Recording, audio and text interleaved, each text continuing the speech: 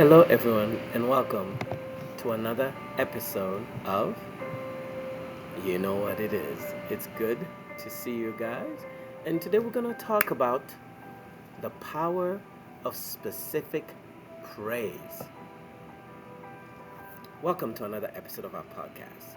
We're going to dive into the world of feedback, especially the kind of feedback that can really make a difference for our students. Specific praise. So, as educators, we spend a lot of time observing our students' behavior and performance, and naturally, we want to give them feedback to encourage and guide them. So, positive feedback is incredibly powerful. It tells students that they're on the right track and motivates them to keep going. But here's the thing, not all praise is created equal. We've all been there, walking through the classroom, seeing students working hard and saying things like, good job or nice work. While that kind of general praise can make students feel good, it doesn't give them much more than that. When we don't specify what they did well, they're left guessing. They may feel a sense of accomplishment, but they don't know exactly what they did to deserve it. And if we give a general compliment to the entire class, no one really knows what they did well. Now, don't get me wrong, phrases like good job are better than nothing. They don't cause any harm. But we can aim higher by offering specific praise that acknowledges exactly what a student did well. Let me give you an example. Imagine that you have a student, Nathan, who tends to get off track easily in class. Typically, you have to remind him multiple times each period to stay focused. One day, after giving him an assignment, Nathan starts working right away and stays on task for a full 10 minutes without distraction. Now, if you just walk by and said, good job, Nathan, it's not going to have as much an impact as saying, wow, Nathan, you're really sticking with your work today. Great focus this morning, Nathan. With specific praise like this, Nathan knows exactly what he did well and will be more likely to keep it up. Here are a few more examples of specific praise that can be more meaningful. For students who struggle with organizations, you can say something like, looks like you got all your papers, hole punch, and organized in your binder. For students who turns work in late, you can say, wow, you submitted your assignment an hour before the deadline last night. Great job staying on top of it. For students who get easily frustrated with math, you can say something like, you went back to those two really challenging problems and tried again. Way to stick with it.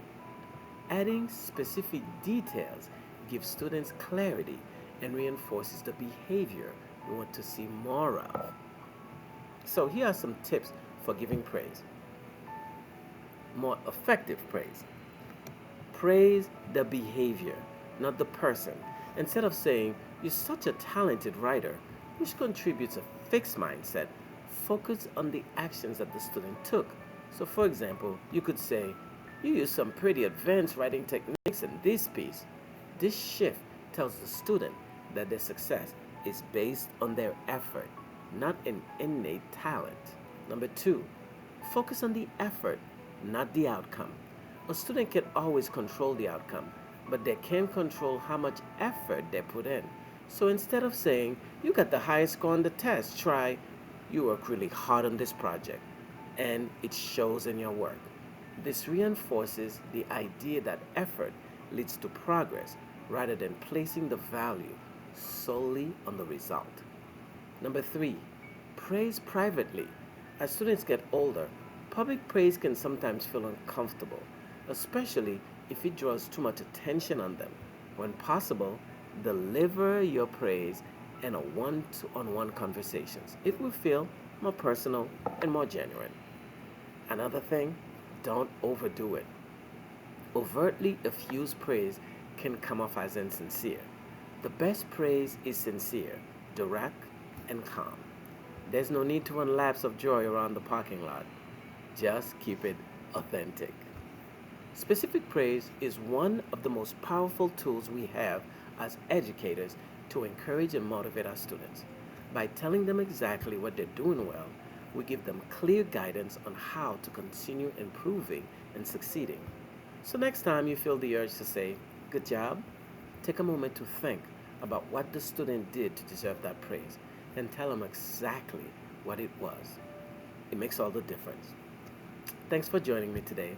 Let's continue to encourage, uplift, and support our students in meaningful ways. Until next time, take great care of yourself. Keep striving to make each day in the classroom count as it is your last.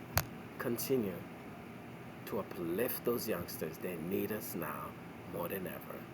Keep smiling and keep growing with your students. Have a fabulous afternoon.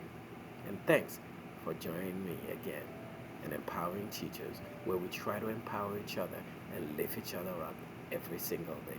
Take great care of yourself. Until next time, bye bye.